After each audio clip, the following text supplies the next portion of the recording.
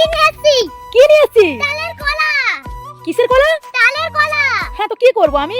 মাখা করে দেবে? এই সত্যি করে বল, তুই কোথা থেকে এনেছিস? কোথা বলো থেকে? না, ওদের ওখান থেকে চুরি করে নিয়ে আসছি। এ বাবা, ওরা তো ধরে বাঁধবে।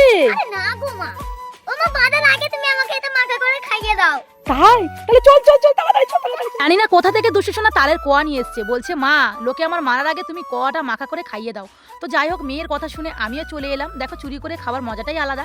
তো কি কেটে নিলাম, কেটে নিয়ে সুন্দর করে ছাড়িয়ে নিলাম। আমি যতগুলো খাচ্ছি দুষ্টশোনাও ততগুলো খাচ্ছে, মানে আমার থেকেও বেশি খাচ্ছে। তো যাই হোক, আমি এবার মশলা দেবো, দিয়ে দিলাম জিরে মরিচ নুন, তার সঙ্গে দিয়ে দিলাম ঝালের অল্প একটু গুঁড়ো, তার সঙ্গে দিয়ে দিলাম তেঁতুল, দিয়ে সুন্দর করে মাখালাম। হ্যাঁ, এর মধ্যে কিন্তু চিনি দিয়েছি।